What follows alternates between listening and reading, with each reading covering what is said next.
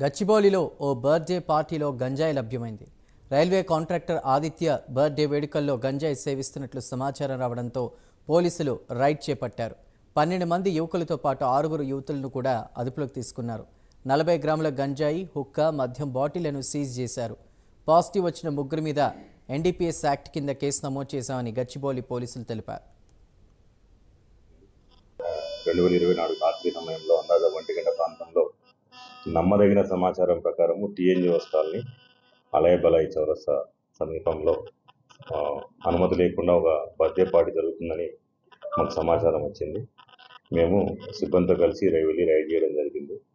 ఆ రైడ్ చేసినప్పుడు అక్కడ సుమారు ఒక 40 గ్రాములు డ్రై గాంజా దొరికింది. అదేవిధంగా ఒక హుక్కా పాటు, మిగిలిన కొంత మద్యం సేవించిన సీసాలు, మద్యం బాటిల్స్ తదితర వివరాలన్నీ ఇక్కడ మాకు సేకరించడం జరిగింది. దాంట్లో కొంతమందికి మేము టెస్ట్ చేసి చూస్తే ముగ్గురికి టెస్ట్ కిట్ ద్వారా చెక్ చేసి చూస్తే ముగ్గురికి పాజిటివ్ వెళ్ళింది.